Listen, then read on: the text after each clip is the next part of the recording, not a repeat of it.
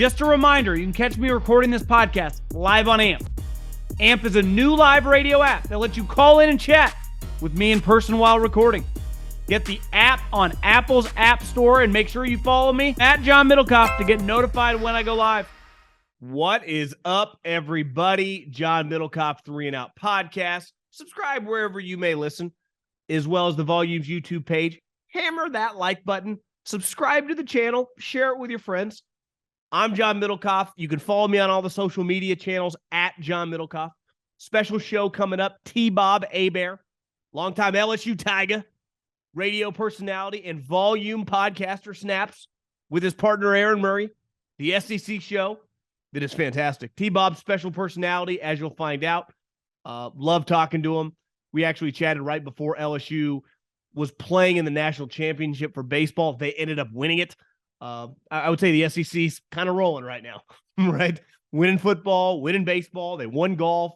They're going to win basketball soon. They're peppering that tournament with a bunch of number 1 overall seeds. So we dive into a lot in terms of football, the SEC in football, the NFL a little bit, what it's like to be an undrafted free agent, which he was years ago after he was done playing at LSU. So really, really enjoyed this. We will dive into it. But right before the official ticketing app of this podcast, Gametime, here's what I need you to do. Go to your smartphone, download the Gametime app, and use the promo code JOHN. Fastest growing ticketing app in America. Get tickets to anything. You want to go to a concert, you want to go to a comedy show, you want to go to a football game this fall, you want to go watch your favorite baseball team this summer, get outside, get some sun, download the Gametime app, promo code JOHN, J-O-H-N, gets you $20 off your first pair of tickets. Can't recommend them enough. I've used them a ton. You should too, and everyone that has, we greatly appreciate it. Gametime, download it, promo code John. Let's dive into T-Bob. Okay, honored to have one of the kings of Louisiana. I was thinking this morning before I pressed record that when you think New Orleans, you think the Mannings, and you think Bobby and T-Bob Hebert. What is going on, T-Bob? How we doing? Ooh, John. If you can't tell, we're doing good today, okay? I'm fresh off a vacay in which I watched the LSU Tigers battle in the College World Series. I don't know exactly when this is going to air, but about 12 hours ago, I was in an Atlanta airport lounge with a bunch of LSU fans flying back to New Orleans watching Tommy Tanks hit a walk-off and send the Tigers to the College World Series about to take on the Florida Gators. So life is good. Yo, what's good? What's up, Snaps? It's your boy, national champion, T-Bob Hebert. Now, I got home about 2:30 a.m., rolled into my morning show about 6 a.m. We're on fire. We are not running on fumes. We're running on adrenaline and emotion, and we're having fun today. And now we're going to talk some football. Dude, life does not get better, John. I'm very happy to be here. Thank you, Okay, man. I wanted to introduce you a little bit. For those that don't know, your dad, Bobby, longtime NFL quarterback, but Hell you yeah. yourself, 4-year starter for the LSU Tigers? Yeah. So yes, well, 4-year letterman, 3-year starter. My freshman year, I did like the special team, or my redshirt freshman year, kind of started to break in on special teams. And then I had the unique distinction of being like pretty good, but not that good, right? So I had to find my way to the starting lineup every year. So sophomore year, I started at center. The next year, I started at right guard. And the year after that, I started at left guard. And I was also the 2-time Jeff Boss Unsung Hero Award, which again, that's like a team award, right? But that's like the ultimate, like, again, you were pretty good, but not like great. Like you're not winning MVPs or anything, but always doing. I wasn't going to, you weren't going to keep me off the field. Okay. So no one ever looked at you like, Patrick Peterson or Justin Jefferson. Like you just knew if you were on the team, you were a lock starter. You had to come in and like just go to battle. It's weird. In high school, I maybe had a little bit of that, dude. Like I had a little bit of profile, and that was early on in recruiting, right? I think those metrics get better and better. And I certainly, coming from a football name, always helps, right? So like in high school, I was like the number 2 center in the actually, my high school projections were like number 2 center in the country, but it was like 3-year starter, maybe make the NFL. And that's actually what ended up happening. 3-year starter, went to camp, got cut final cuts, and that was kind of it. So I mean, rivals, good on you. But no, yes, I was not Tyrann Mathieu, or I was not Patrick Peterson. Tyrann Mathieu doesn't apply there because I'll never forget watching Tyrann Mathieu. That's the best human being I've ever shared a locker room with. And I'll never forget, dude, 2010, he's a true freshman, right? And it's beginning of camp. We're just like watching film from one of the first days. And this little dude during red zone has this play where he lays fully out, somehow keeps his toes in bound and comes up with a pick. And we're like, who is this? Like, who is this cat? 'Cause he was like a 2 or 3 star time. Like nobody knew who Tyrann Mathieu was. He's not that big. No, he's tiny, dude. He's tiny. But when I tell you that man exerts a gravitational pull on reality, it's unlike anything I've ever seen. Like his energy field, you can just, and you see this in all the alphas, guys like Joe. I always call it a reality distortion field, right? You see it in Tom Brady, where like all of a sudden you have crazy things happening that shouldn't happen, but it's breaking Brady's way. You see the same thing with guys like Joe Burrow, Pat Mahomes. These alphas just have a way of having reality bend to their will. And now they're always talented and skilled enough to step through that door once opportunity does produce itself. But Tyrann Mathieu was unlike anybody I ever shared a locker room with. So no, I was not on those levels though, for sure. Hey, but 2-time unsung hero award winner. Don't forget it there, John. But you know, in 10 and 11, I was looking this morning, you guys went 24-3. And listen, I got a lot of people listening right now that are, 20s, 30s, business majors, just went to school, that just have always thought, like, what's it like to be on the team at USC, at Bama, at LSU, at Ohio State, and just be wrong when you guys would just fucking throttle Tennessee or whoever. Night game, that game ended, get your shower, and you go to the party. I mean, did the thing look like the Playboy Man? I mean, what's it like? What people want to know, bro.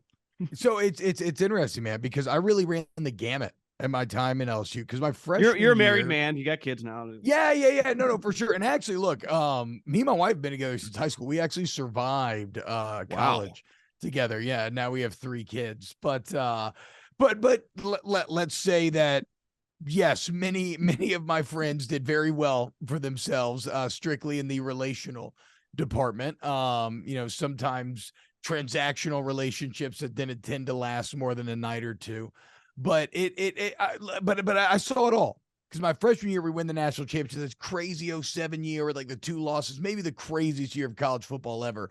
But then the next year we went 8-5, and the same way that you get all the glory when things are good, it's not a great place to be when things are bad. Like you're kind of going to class and like students are glaring at you, looking at you sideways. You got the media, you're just spending every single day answering these harsh questions from the media. The town just seems generally pissed. But 8-5 at LSU might as well just be like 2-10, right? I mean, that's terrible. And it was like 3-5 in the SEC, and you're coming off of that. Like it was easily the worst year in a long time, right? But then we started to climb back, and like you said, after that, I think we went like 9-4, then 11-2, then the 13-1 season. And I will say this, like anything else in life, like the greater the expectations, yes, there are great consequences, but the greater rewards. So when you do well, it's unlike any feeling you've ever experienced. You go around town and people just want to, get your meal. They treat you. It's just, you start to feel, like some sort of gladiatorial hero that's walking around and being celebrated. And especially my senior year, where we were undefeated up until losing to Alabama 21-0 in the national championship. It was just, what position were you playing your senior year? I was playing left guard senior year, I believe. And then I would even fill it. Like it was a weird thing where I would start there, but then if a guy went down, I'd move to one of the other guard positions. Or maybe it was right guard senior. I can't even remember at some points, but it's like I used to, during practice, my rotation was I would do 2 plays at left guard, 2 plays at center, 2 plays at right guard, take 2 plays off. And I just did that constantly throughout the year. Right. So I was very much wherever you needed me in the interior, but yeah, that senior year was something different, man. 'Cause we were undefeated. beat like 9 ranked teams, beat everybody by double digits. We ended up beating the Sugar Bowl champions, the Orange Bowl champions, the Rose Bowl champions. Now we actually beat the national champions for losing to them in the Natty. But I'll never forget the most, like the nights that you're talking about, the most like that I ever felt was after the SEC championship. We beat Georgia. So it's undefeated. You're punching, you're taking the national championship, mission accomplished. And we went back, and I always thought this was very douchey. So you always got made fun of if you do this, if you went out to the bars in your tracksuit, right? But I'll never forget that night. We all wore our tracksuits like straight from the bus to the bars, and we're sitting there standing on top of the bar. The fight song's playing. I'm just pouring liquor into everybody's mouths that are open. It was truly something out of like one of those college movie type of scenarios. So no, it was exactly why I think you go to somewhere that plays major college football. Like I said, is the pressure high? Absolutely. Does it come at the cost of other things? Absolutely. I don't know many that are able to give academics the full attention that it deserves when you're trying to play major college football. Now you have your freaks, right? Like, wasn't Myron Roll from FSU like a Rhodes Scholar or something back then? Like you have your guys. I was not one of those guys, but the thing is, there is a lot of pressure. It is a full-time job. It is so much commitment. But even then, there were rewards to be had. Now, it's actually a legitimate career path. Like, it's insane. Make money. I would have been making more money in college now than I am as a professional adult had NIL been around back then. So you'd had Raisin Cane's tattooed to your neck. Oh, bro. One of the radio guys here in Louisiana, I think, said it best. My guy Sean Fox from he does radio up in North Louisiana. He said, look, if I could sell the oxygen in my studio to a sponsor, I would do that. So yeah, if I back in college, you would have catch me pimping everything possible.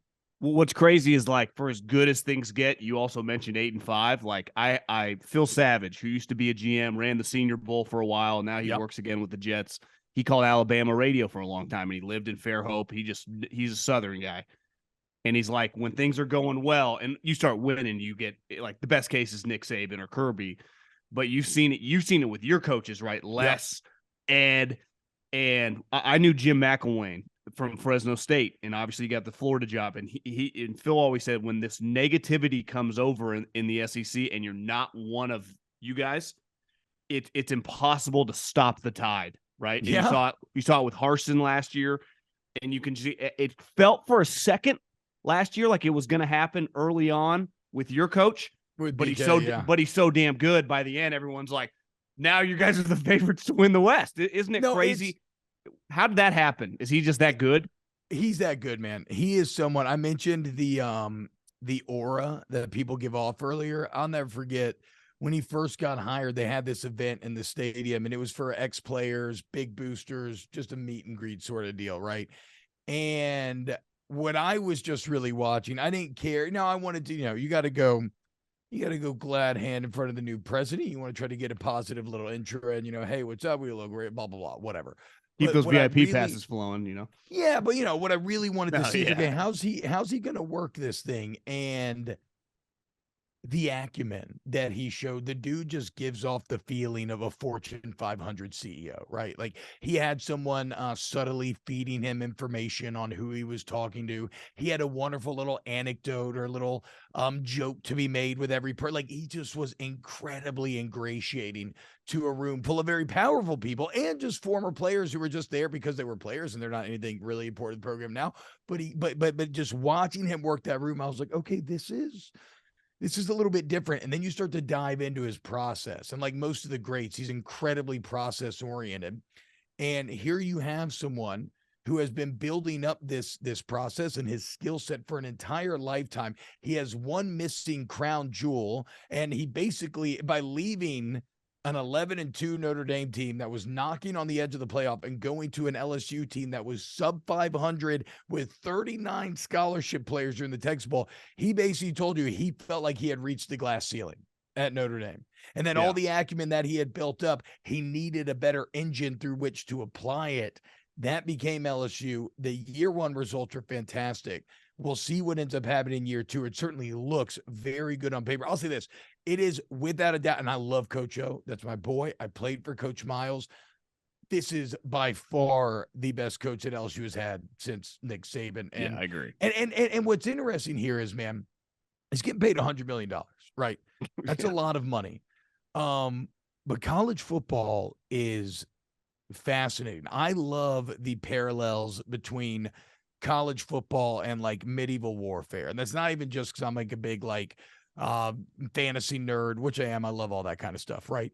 But when you think about it, like the college football game day itself feels like a medieval tournament, right? There's exotic sights and smells, and you have these foreigners wearing these different colors, and they sing their own weird songs, and people are selling their wares and all this sort of stuff. And then you have the tilt at the end of the day, and it's wonderful. And then when you zoom out, though, a successful college football program starts to look like successful military conquest. Go look at pictures of Tuscaloosa pre-Nick Saban, 2000. And I mean like the city. Go look at the economy. Like the potential benefits that you reap can be massive. He didn't just bring winning football there. All of a sudden, Alabama, the academics are higher than ever. It's harder than ever to get into because there's so much out-of-state tuition because they're constantly playing for natties. They're constantly being advertised to this larger audience. You have investment in the city. You have businesses want to be there. You have the same way that the great Roman generals would come back and build temples and statues. You have new buildings going up all around campus, all throughout the city, and you're seeing it now in Georgia as well. And what's scary about Georgia is they even have a higher potential than Alabama because they're kind of like LSU, where I'm not counting Georgia Tech. They have no major in-state rival. They are just as good. Louisiana, we always brag about our professional athletes from a per capita standpoint. Yeah. Georgia's just as good, only they're multiple times more populous. Okay. So on a per capita level, they're equal with you, and they have a ton more kids to pull from. And they have a way better economy and money from which to pull. And they also have no other flagship committee with them. Like, as good as Alabama has been, Kirby Smart looks as if he is poised to take that and go to an even higher level than we've seen even in this Nick Saban era, potentially. I hear what you're saying about the individual towns, and on a micro level, I think you're right. I think even on a macro level, your entire conference. I saw it a couple years ago. I was home. I got family in the Sacramento area, and I was playing golf. And my brother is a farmer, and he was playing with this other big farmer, and his kids, again, born and raised Sacramento area. One kid goes to Ole Miss, the other goes to Tennessee. And then I got family in Fresno, California, exactly. and I'm texting with people, and these are not athletes. These are just kids going to be an econ major, a business major, whatever. I know family friends in the Central Valley that are sending their kids to the SEC. I think the SEC, and this started with Saban and just became so popular, the amount of money that came in with football has cycled down. You guys are kicking ass at every sport now. You're on TV the most. And I think you're driving people to these schools that just would have gone back in my day.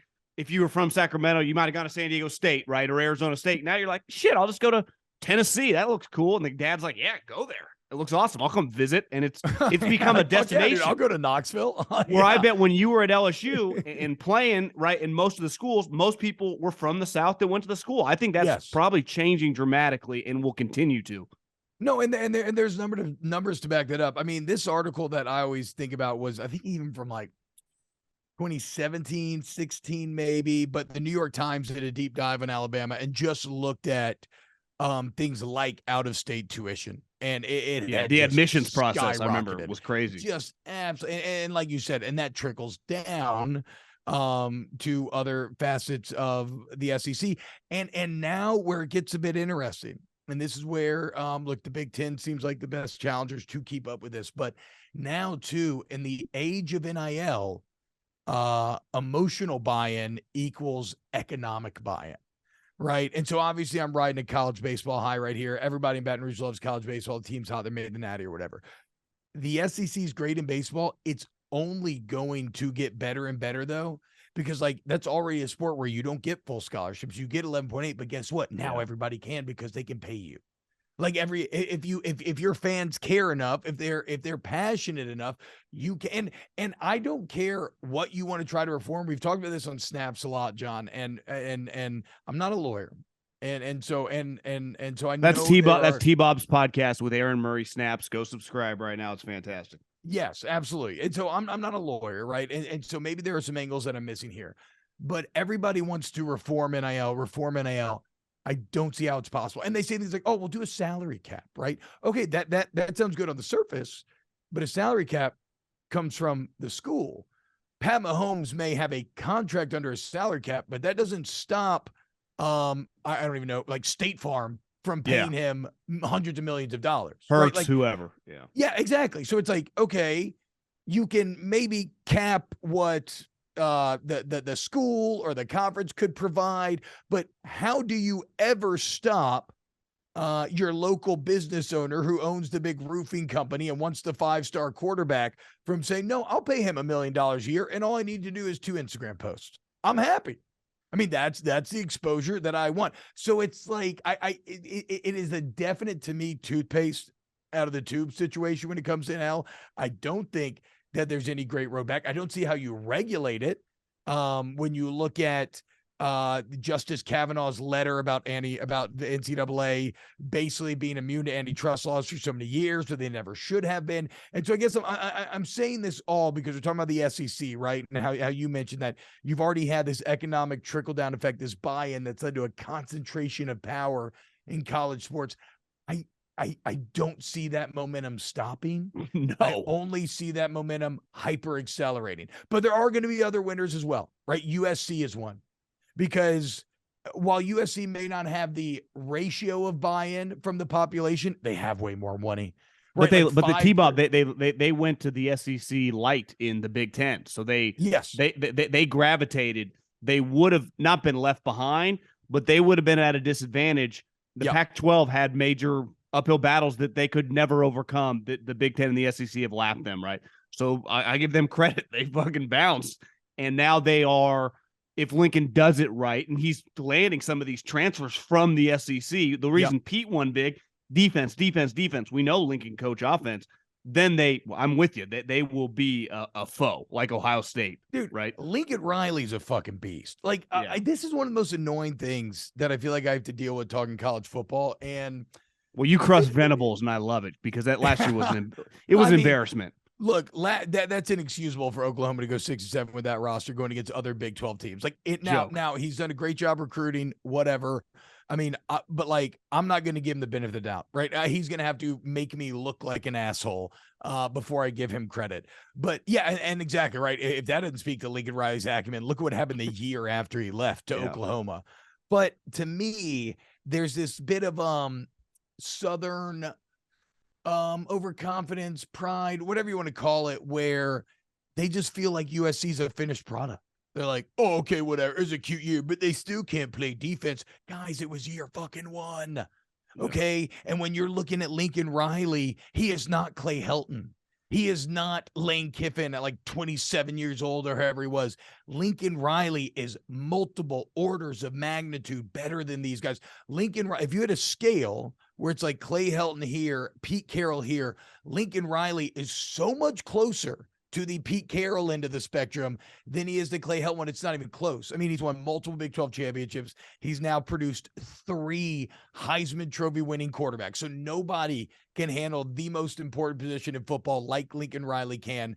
Like, to act like he's never going to figure it out defensively, I think is absurd, especially now that he's at USC. He has the resource, and Hollywood loves a star, right? And Lincoln Riley is that guy. You see them getting guys like Bear Alexander to transfer over from Georgia. They brought in a ton of all-conference defenders. Like, I'm not saying their defense is going to be great this year, and it's still a long climb.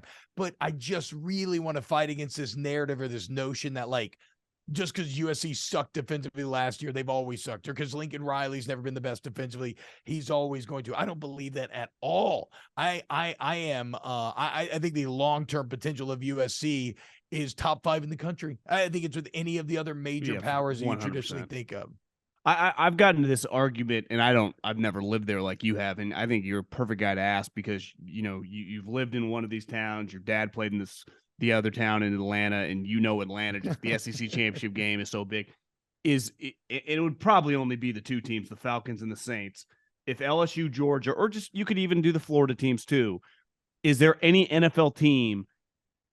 Can they be bigger than an SEC football? Like, what is more important? SEC football team like LSU and the Saints, Georgia, the Falcons, right? Obviously, Florida teams like the Bucks, and I'm sorry, maybe the Dolphins if they're good, but I don't know. They haven't been good in so long. No, for the vast majority of the SEC footprint, what's bigger in New Orleans? Is it or just Louisiana as a whole? Okay, LSU or the Saints? In New Orleans, it's probably going to be the Saints. The Saints have one of the they kind of remind me of kind of your Northeast fan bases a little bit, where it is the end all be all for a lot of people. For Louisiana as a whole, I'm probably going to say LSU. I think in the Southeast as a whole, because a lot of places don't have NFL teams. It is all about the college program.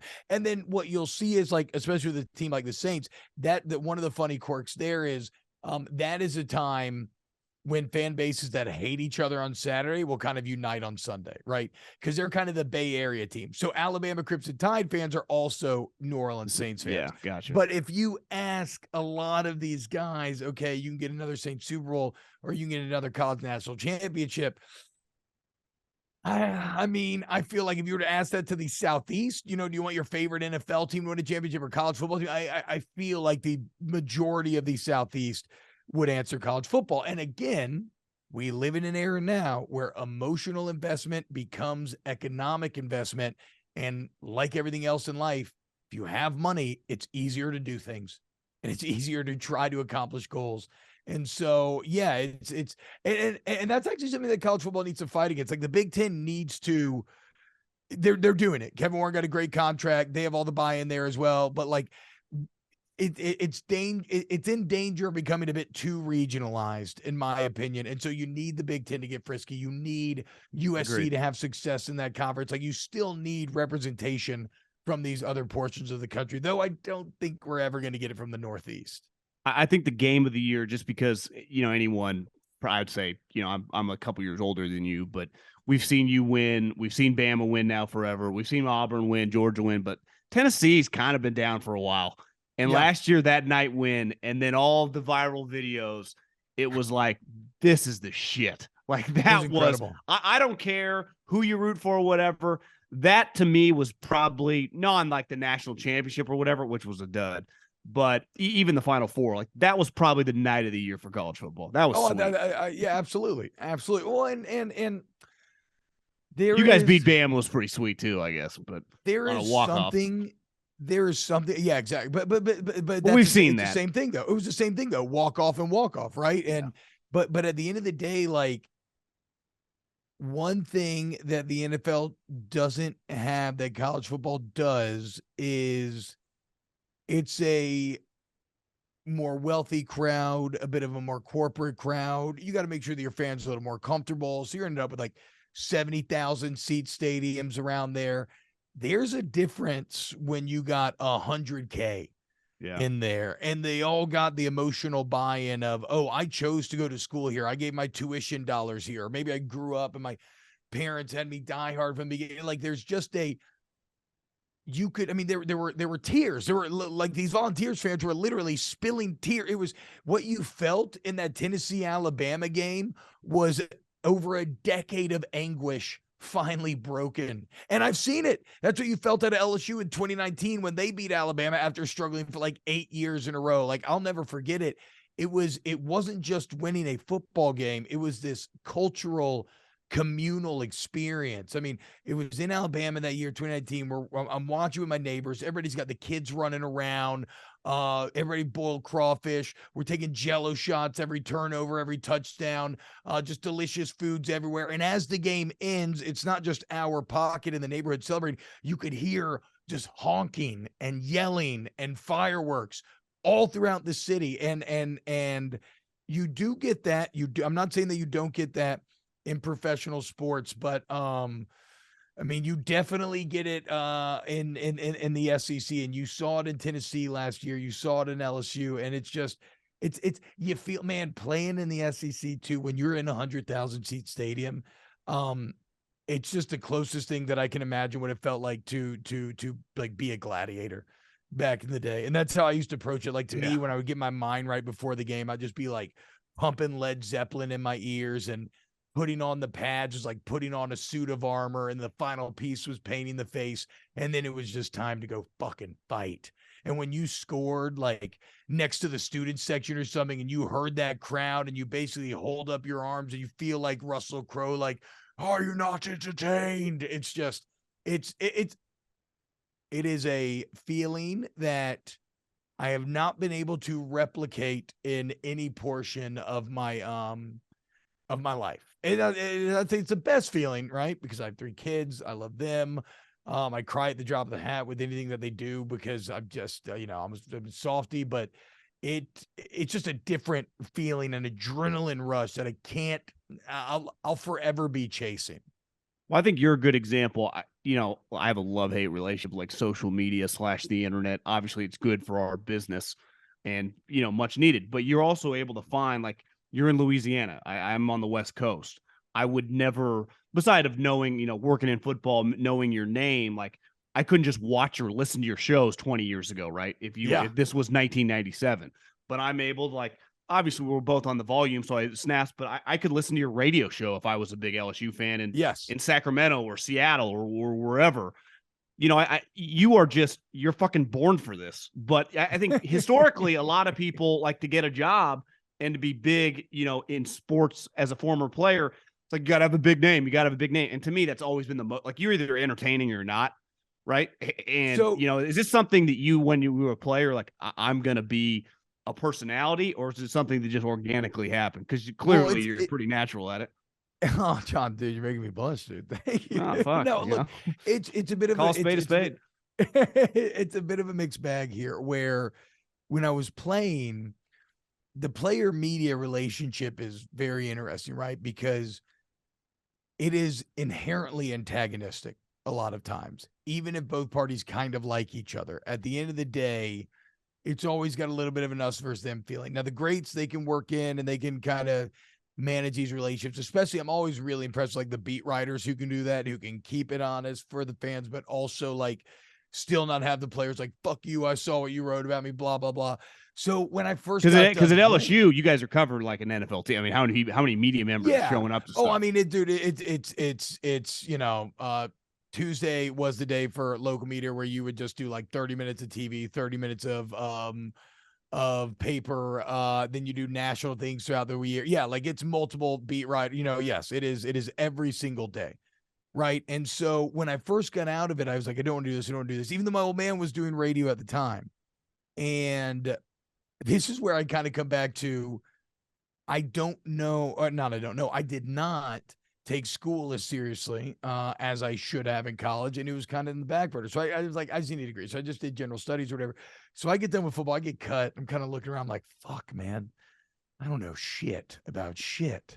Like, I don't know. Like, what am I going to do? Am I going to go back to school? I don't really want to do that. Like, I got to find some way to make money. And I'd always had friends and I in college, I'd become somebody that they could rely on and be like, send T-Bob out there. He won't say anything fucked up. He'll give him something good, like whatever. Like, he's not going to get bulletin board material. So I got to go to like SEC media days, other stuff. So I knew I kind of enjoyed it and everything. And then so I was engaged. I needed to get a job, and I just hit up one of the local radio stations here, and they were like, okay, look, we'll have you do sales, and then you can do like, Monday and Thursday nights. And I was shit at sales. I don't have that grind bone. I just don't. I'm not good at it. I would lie and be like, oh yeah, I'm out here at business, and I'd just be like smoking weed and playing basketball. I was just awful at it. But I loved the radio portion. So later I was like, okay, I'm going to try to go all in on this thing. And this is where I just got to be honest. I'm a huge beneficiary of nepotism. You mentioned my father, former NFL great. Love that man. He's a legend in New Orleans radio. After he retired, he ended up doing all the Saints pregame, postgame, and everything. And when I got done, I started looking around for jobs, and the station that he was working at, they were opening up like kind of a smaller sister station, and they wanted to do a morning sports talk show. And thus, at 23 years old, I was gifted an opportunity that I absolutely did not deserve. And I don't take obviously you have a last name, but you were a several-year starter on a team that was in the national championship at LSU. It's not like you played at McNeese State or something. Yeah, I mean, yeah. Like, no, I just mean that. I just mean in terms of like, you know, the players, you have the connections to the coaches. I mean, you got an in with something pretty important. Though I've seen. I agree. I'm just saying you're not nobody. And I kind of and I got jumped to the front of the line in a lot of ways. And I've always tried to keep that in front of my mind, not as a negative thing, and not to try to debase myself, but more to kind of remind myself to be thankful for that opportunity and to try to continue to make the most of that opportunity. And I want to be honest with others, because sometimes people are like, man, how'd you get in? How'd you do it? And it's like, I had an easier path than most, and I'm trying to make the most of it. And like, dude, getting here on the volume and getting to do snaps with Aaron has been one of the biggest breaks of my professional career, and I absolutely love it. It's like the most fun thing that I do every single day. But to be honest, yeah. So that was kind of how I got my foot in the door. And then through that, I started doing the night show on the big station in New Orleans at WWL, 8 to midnight, which that's a great fucking way to learn to do radio, dude. 8 to midnight. I mean, you probably got some callers in New Orleans. Dude, I mean, just dealing with some insane hammered people. And it was also part political. So I'm a young mid-20s firing off abortion takes, or well, like I would say that my politics definitely fall on the more left side of the issues, which did not always play well with the audience. So I'm out here 8 to midnight just fucking cutting my teeth, grinding, arguing with drunk callers about sports and about politics. And so it was just an invaluable experience. But that night shift it's just a weird existence. And then I was really, really lucky where Coach O got the job at LSU. And one of the morning show hosts randomly went with him to be his like chief of staff, essentially. So the job opened up here. I met that guy at the volume party a couple years ago. Yeah. Yeah. Like his handler. Great guy. So funnily enough, Panamsky's actually who I went to right when I got out of college to get at that sales job at 104.5. Gotcha. So it's funny how the world works. And then, so that job opens up, and I jumped at it, man. I knew I wanted a family, and the morning schedule's fucking awesome. Yeah. It's better than night. And so here we are now, man. I've been doing this morning show for like 6 years. Now we're doing the volume in the afternoon, and it's just a lot of fun. And I think you hit on something important real quick, John. I'm sorry. I know I'm getting wordy, but fucking do too much radio. No, it's the podcast. but you mentioned being entertaining. Okay. And I want to be painfully clear about this. I am not a journalist. I did not go to journalism school. And I think a lot of people are always like, how's that guy on TV? Not talking about me, but like, they see like a Kendrick Perkins, like, how the fuck is he on TV? I can't believe he said this. He was so wrong. You're like, yeah, but you got to understand, he's fucking funny and he's entertaining. He's good to listen to. Like, this job is not necessarily about being right. Like, you have to have acumen. I'm not saying you can just be some sort of complete slappy. Like your takes have to have belief or truth in them, but ultimately, I view myself as an entertainer. And if you're listening to my morning show or you're listening to Snaps, I want you to have fun, because the world can be very grating a lot of times, right? And we all need an escape. And so I just want you to have some fun, have some laughs, and everybody to just go home being like, you know what, I was happy I just listened to that. Well, I think, and I've been listening to you guys since you started, and what I noticed about you is that I think a lot of people push back against this modern, like, people just making up takes to like say a take. And if you are, I can't tell, like, there's an authenticity behind it, but a lot of, especially like former player, won't talk some shit. And I don't mean just talk shit to talk shit. I mean, if you don't think Brent Venables is worth his salt, say he sucks. Like, I think Sark's the most overrated coach I've ever seen. Yes. Doesn't mean he's a bad John. guy or whatever, Yes, John, but he stinks. He's never won 10 games. Yeah, he's never won 10 games. And I listen, I have no problem holding back on coach, like Brandon Staley with the Chargers. Like, get the fuck out of here. But like, whenever I hear you talking, like, you will blast some people, but it's just like, I truly believe you believe it when you're saying it. You're not just saying it to say it. And that's what I enjoy about you. That is true. No, that is true. Cause you can sniff out a rat and you can try to be a hot take guy. But again, there has to be some modicum of belief. Now, I will say this.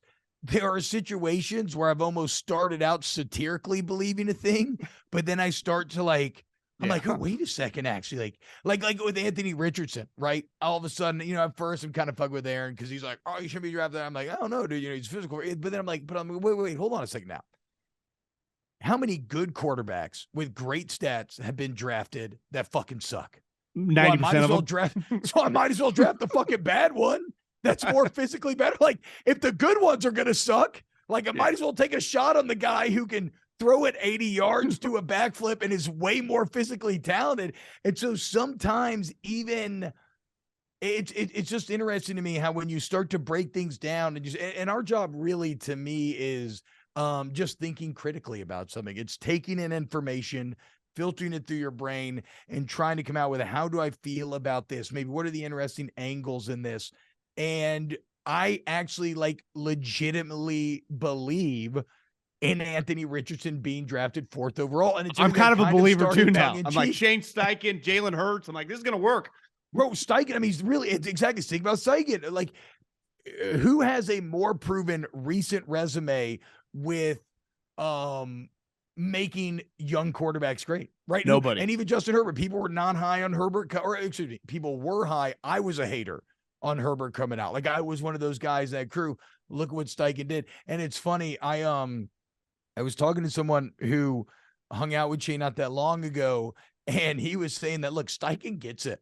Steichen was like, let's be painfully clear. I know that my job relies on making Anthony Richardson good. So, like, it's not like anybody's avoiding the elephant in the room. Like, he knows that he has to make this work. And shit, man, I don't know how quick it will work, but I think it has as good a chance as any is working out. And here's my other deal on that. It's like, stop telling him not to play football. What's this idea of like, well, I think he needs a year to get ready. No, guys, play fucking football. Okay, that's the way he's going to get ready. Let him take his lumps. Let him get out there and make mistakes. Is it going to suck? Is it going to hurt in year one? Yes, but we've seen it work out in the past. I mean, Peyton's obviously the most extreme example of that, where he threw about 1,000 picks his first year and a half, maybe 2 years, and then he became Peyton Manning. But no, I hate this idea of, well, no, you're going to redshirt Anthony Richardson. No.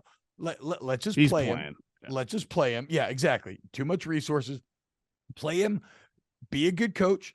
Customize your plans to highlight his strengths and mask his weaknesses. You can't be so married to whatever system you have to run that you don't customize. And these NFL coaches don't do that. Like they know that nowadays, obviously.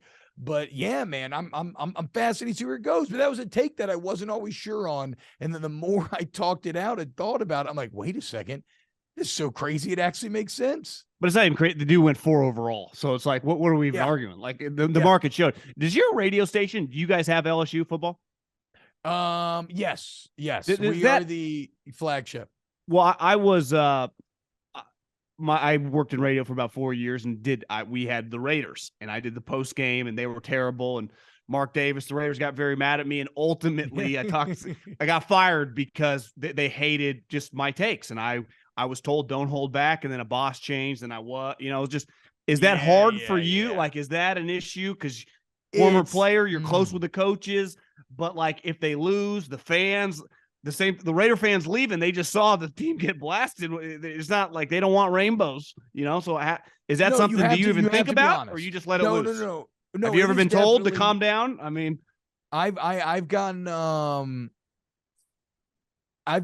slapped in the hand before. I've gotten into it before. Do you think you got more leash because of who? Like, if it was me, not a former player or whatever, do you feel a little more secure given that your status with the program?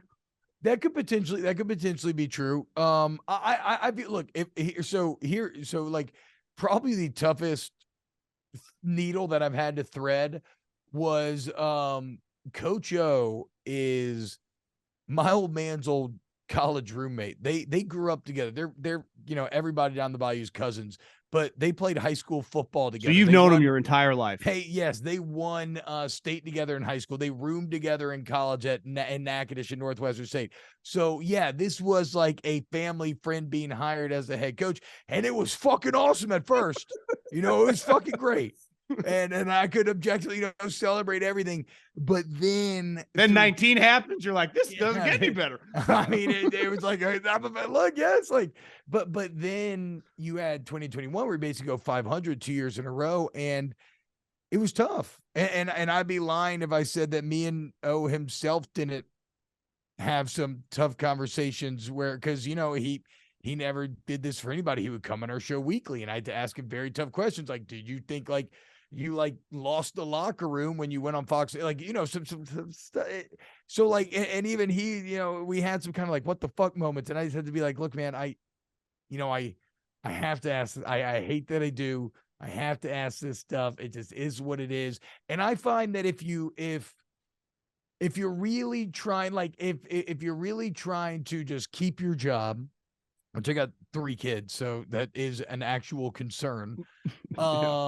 You just keep it fact-based, right? Like if I'm not out here saying like, oh, he's a shitty fucking person or like this or that, like the fact is Kentucky just kicked your fucking teeth in. You can't get your teeth kicked in by Kentucky if you're LSU football. Like at a certain point, the facts take over for themselves, and it's like I can tell that story. Okay, I can tell that story because it's everyone saw it. Obvious. There's no one can argue everyone it. saw it. Like what are you gonna come back at me with? Like and that's the thing about football is coaches, players, you want to be pissed at the media. Football is one of those rare instances in life in which we have an actual meritocracy. You control how people will talk about you. If you win, you are beloved. If you lose, you get fucked. It is that simple. It is black and white. And so it's like, you can be mad at me for saying you're doing bad, but like, it's still, it's on you at the end of the day. If you're winning, I'm not going to shit on you. Like, right. Like, cause I can't, because I'm going to talk about the facts, which again, is that you're doing really well. So like, whenever I see coaches getting frustrated with the media and everything, I'm like, you're wasting your energy. I agree. Like, what are you doing? Like, what, like, how about you just shut the fuck up and win the game? And look, and I get it. It's natural. Again, like I said, I went through it. I think it's a bit of an antagonistic relationship, and I too have been pissed at the media, but I always was cognizant of the fact that, okay, you know what the way to get them on your side is to just win. I mean, I remember in 2019, me and like I used to do a podcast with my guy, Brody Miller from The Athletic, whom I love dearly, but he's like a real ass journalist. Yeah. And he was really struggling with like, I can't find anything bad to talk about here. Not that he goes searching for that stuff, but he's like, I feel like I'm a homer writing for a fan site just because everything is so good right now. But again, you have to just follow like wherever the facts go, and that's what you build it upon. So there is a needle to thread. Absolutely. I'm not going to lie and say there isn't, but I have found that, the only times I've gotten into trouble is maybe when I've gone a bit too far, maybe saying off like with stuff that's not happening on the field. Like one day I did a whole like bit, they like wouldn't let media into practice. And so I made like some like Russian propaganda bit where they're like, do not worry, team is great, everything is good, do not yes, just trust us. And it just so some stuff they didn't like that. But the Coach O thing, right? The big story was the women off the field. Yes. And then I met him at the volume party. I think he's actually married to this woman now, but it was like, damn. I mean, she was just way younger, dime piece. So I was like, is all that stuff true? And I'm sure was a major talking point. And it's like, okay, the athletic department, if they're going to get mad, they're leaking the stories. Yes. So here's the deal on that. And that was pretty delicate to talk around as well. But I think my take on that is very simple. And it's funny because for those that don't know, listening to this, that aren't Coach O wasn't sorry, working it. Was he like not working as hard? After he won the national championship, he got a divorce. Women coming to practice, unnamed players saying it was crazy, correct? Yeah. Yes. Yeah. I mean, players were like, what's going on here? No, there was a change. There was like a definite change. What I find funny though, people are like, how could this happen? And I'm like, okay, guys, let's just take a step back. Let's look at the facts here.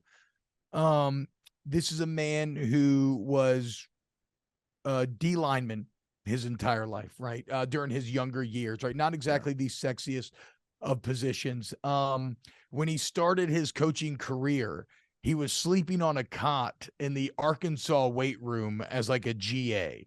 Now he has a new contract that pays $9 million a year. He put together maybe the greatest college football team of all time, went 15-0, won a national championship, completed the ultimate turnaround story after leaving Ole Miss in disgrace.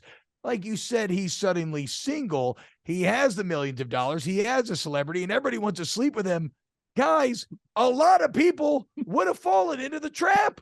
What are we talking about? Like it's literally it reminds me of the old South Park episode where Tiger Woods is like, you have all these people standing at the podiums and they're talking about like, I can't believe Tiger would want to have sex with young women that are attractive. And they're kind of like side-eyeing their wife the entire time. Like there was a lot of posturing, like, I can't believe that he would do this, when like, well, a lot of you would. And that's what makes guys like Saban and others so obsessively great, is that when you achieve that ultimate success, I think we're all under the disillusion that your problems go away. But Saban's been very clear about this.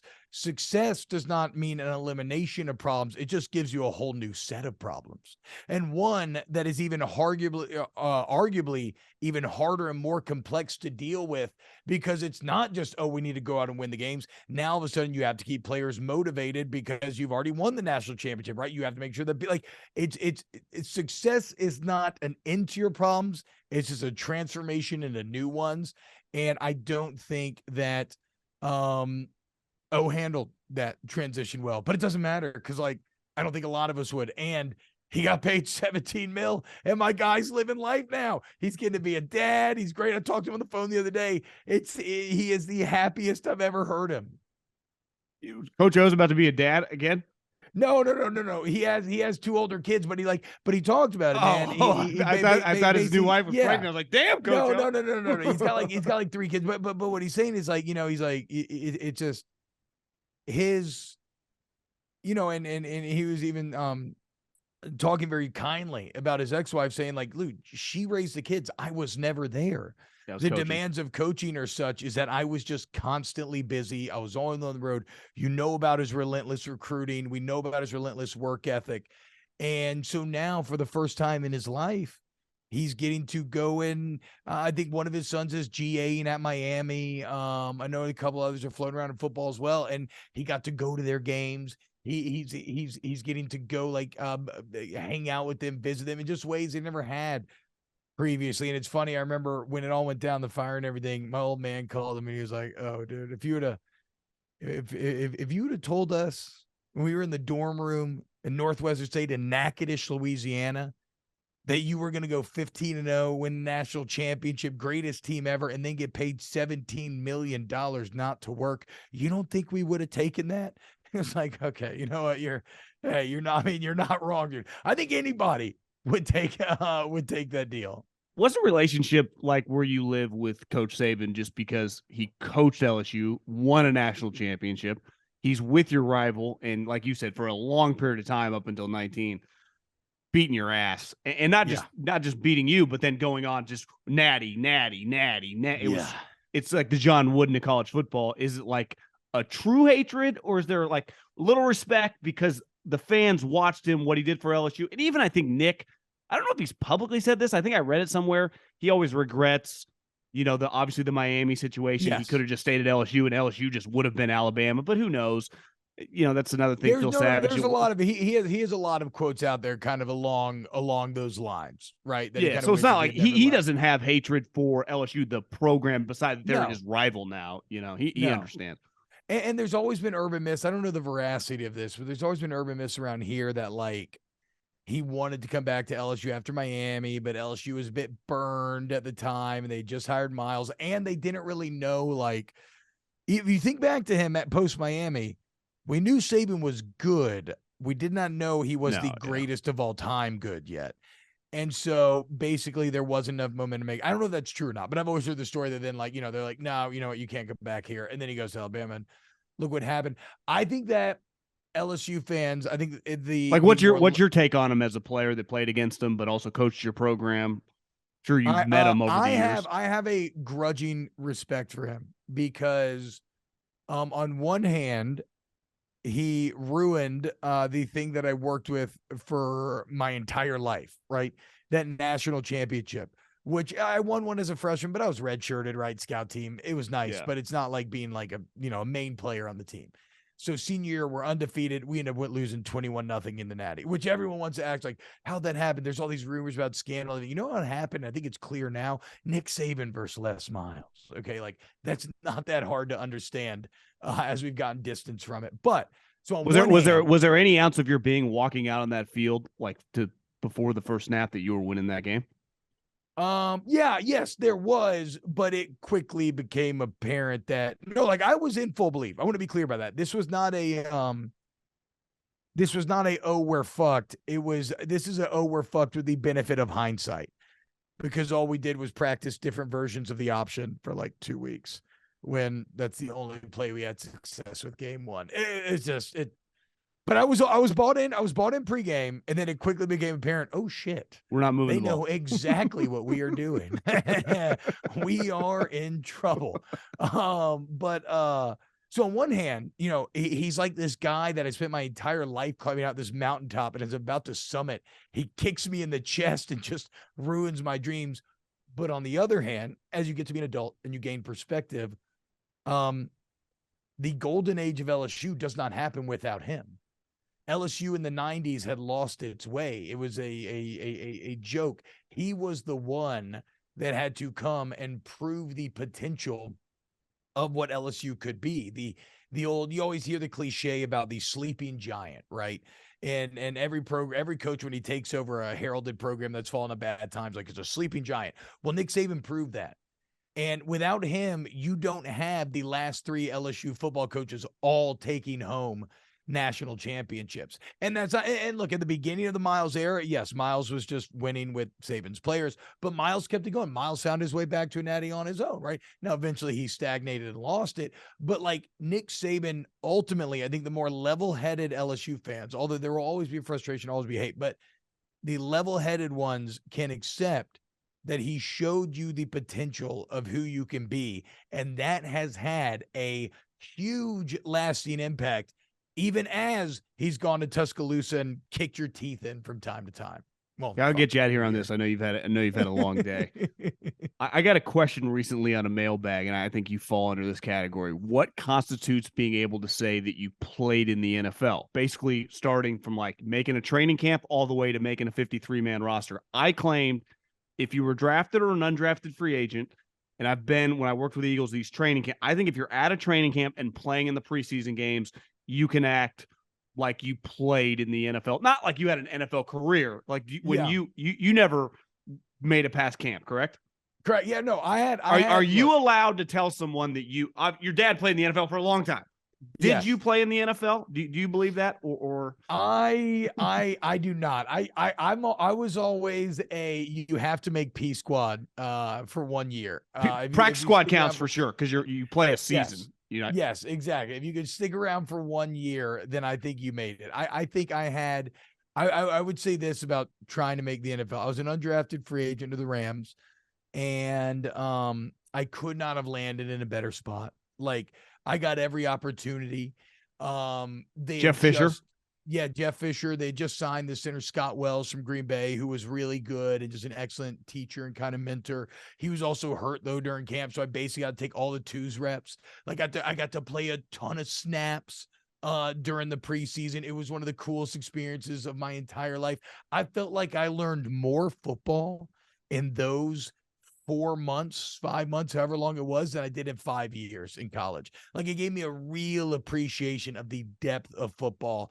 And just and the only longing I have is I wish I could have continued to see just how deep that craft went and tried to master it. But ultimately, are you good enough? And I fucked up that 4th preseason game, man. Had just an awful one. And me and this other guy, Tim Barnes, were neck and neck. Who are they going to keep?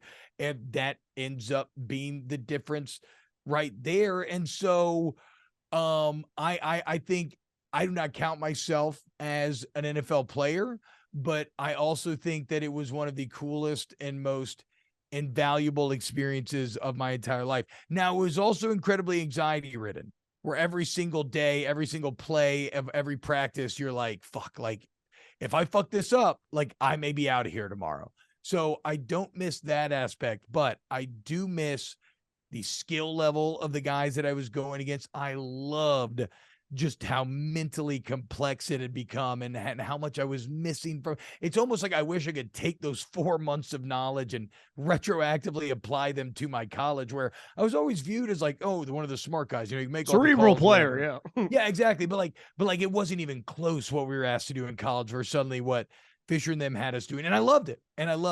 But I kind of knew too. I think 2 things. I think for me personally, I think if I'm being completely honest with myself, I think I maybe could have stuck around on a roster for a couple of years, right? But everybody reaches a point where you're like, okay, you know, you're just outclassed. And I was starting to get there. And then I think secondly, man, I don't think I wanted it with every fiber of my being. I think I'm ultra competitive. I think I really wanted it. But I saw guys like Tyrann Mathieu, where failure was not an option. Like, it was never going to be on the table. For me, failure was devastating. It sucked, but I was going to be okay. I have safety nets. I have family. Like, I was going to be okay. I see guys out there who their drive just comes from something deeper, more intrinsic, more built into their DNA. And I think if I had that, yeah, maybe I could have stuck around a bit longer, but I think frankly I did not. You'll appreciate this, John. My favorite thing to say about my time in the NFL is that I think I lost money trying to make it. I got a $500 signing bonus. So after taxes, it was like $308. And then like one of the first nights we all get there with the rookies, we go all out to eat. You know, I'm you got paid as an undrafted free agent.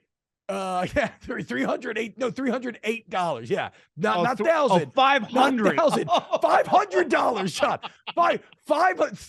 Three Benjamins, a Lincoln, and 3 Washington. $308 after taxes was my signing bonus, right? And then guys are getting cut. They got like $50,000 signing bonuses, like left and right. And so, but I remember like thinking like, okay, but like we're in the NFL now, like we're gonna get some sort of big checks. This shit will be nice. So one of the first night we went out, I think I spent like fucking like $300 at a Hooters or something. We were watching like a Timothy Bradley fight. And so next thing you know, I'm like, oh wait, shit, there's no more money coming in. Like, I think we got a camp per diem or something, but you don't actually get paid until after final cuts.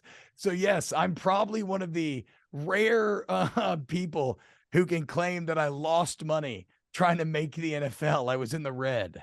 Okay, so I got one more nerdy football question. Yeah. You're playing Alabama. You played some of those good Florida teams. You know, clearly, if they have an individual who's going to be like a top 5 pick, but just on the whole, is that more difficult, or the preseason game in the 3rd or 4th quarter playing the backups? Because everyone's like, well, everyone's a pro. Well, yeah, Florida or Alabama in their heyday, like Georgia right now, or like LSU will be soon again, right? What was harder as a player? Separating the anxiety and the pressure of trying to make the team. It's different in college, right? You're on the team, but just the actual football. Which is crazy because, right, on one hand, you're talking about playing in front of 100,000 people. On the other hand, you're talking about playing in front of a few thousand. And people leave because your career is on the line. The few thousand actually feels like more anxiety inducing. But I would, in terms of being harder on the football field, it's still the preseason games, you know, and maybe not. Maybe not every game, because, you know, like the 3rd game, you're kind of matching up with other guys who probably aren't going to make it. But I did feel like during the practice, these NFL practices, while they weren't as physically demanding at a college practice where Les Miles would have us like 3 hours, full pads, like repeat it, just like plays. Yeah. It was the worst guy on the NFL roster was still that guy in college that you were like game planning for. Like the guy that you were highlighting, you're like, okay, we got to be ready to deal with him this week, right? And so just the overall talent level, and make no mistake, coming from the SEC to the NFL was not an overwhelming jump. Going from 2A private white boy high school ball in Georgia to LSU was a jump. When I'm all of a sudden, I'll never forget the first day of practice, I show up at LSU, I got Glenn fucking Dorsey and Ricky Jean Francois locking me out. Like the second the ball is them, I got these short little arms, they're floating around the air. I actually went in the bathroom and cried after the first practice. I'm like, I'm done, dude. Like, why did I go? I can't do this. Did you call your dad and go, I don't know, man? I did not call my old man, but shout out my old coach, Bradley Dale Pivoto, because I remember I did talk to him and he kind of helped me ease through it. But I'll never forget, that was a shock. When I got to the NFL, it was not a jump like that, but all of a sudden everybody was like, you know, that best guy that you win against each week. So yeah, it's still harder in the league, even though playing against those Floridas and those Alabamas are great. And you're still running into guys like Marcel Darius or Hightower or any of these guys that you play were Ray beasts back in McDonald the at day. Florida. I don't know. I don't think I played. I don't. Florida remember probably Ray. had some pretty good defensive linemen when you were I there. remember. Shit. I mean, from Florida, dude, Brandon Spikes was a bully. Oh my God. Brandon Spikes was a dog back then. I remember one time I went to cut him and I thought I nailed him, and it was like I like hit his thigh and I just slid down. Like he didn't move. I just hit it like a cartoon and then just slid and my belly hit the ground. I was like, fuck. I remember doing a point of attack tape in the NFL. I was like a lowest level intern / personnel guy. You put together and you're like, is this what it looks like? Oh my God. That guy just would mollywop people coming downhill. He was bad, dude. He Those was Florida vicious. teams. I can't wait to watch this Swamp Kings documentary because Urban had it going at Florida that time. An eclectic bunch, to say the least. It's like Pablo Escobar meets, Jimmy Johnson. Well, and you know what's wild to me? I was shocked when I learned this, and that's why I'm going to be interested to see how Florida does in Napier era. When Urban Meyer was winning these natties, I think he's in trouble would be my take. It's early, I think he is too. I think he is too. But he at least has Florida starting to pay. I was just flabbergasted when I read the other day that in the Urban Meyer era, the only major construction project they did was building an entrance to the coach's office in the stadiums where they could basically welcome recruits. They didn't have a football ops. When Urban Meyer showed up there, the coach's office, they entered through like a fucking like service gate and went up the stairs. They had nowhere to show off anything to recruits. And the one thing they built was they ended up building a little entranceway to the stadium where here they had the trophies, they woke people in. But I mean, Nick Saban built a football ops at LSU back in like 2003. Or 02. Yeah. It was like one of the Spurrier set the tone there in Florida where we don't need all this crap. We're just going to win because we're better than you, blah, blah, blah, blah. And it took a long time for them to kind of get out of that mindset. And if nothing else, now they're out of that mindset. Napier's not being handed any favors by this schedule. Just going to be brutal. So we'll see. Okay. Well, T-Bob, you got a big summer plans, I'm sure. Enjoy the fam. Snaps, you guys got your own YouTube channel. Find you on podcasts anywhere they listen. You let it rip. Where we okay. So check it out. So Snaps here on the volume, which I love so much. If you just Google Snaps podcast, you can find the link for like Apple, Spotify, or whatever. We're really trying to grow the youtube.com/@volume snaps. Like, subscribe. They do such a great job of like putting out shorts and everything else. And like I said, man, I think it's a ton of fun. Like y'all showed, John. Thank you for having me, man. This is this was really, really fun for real. Yeah, you're the best, bro. We'll have to do it again. Talk some college football when the season gets close. Take it easy, bro. Anytime, man. All right, y'all, take it easy.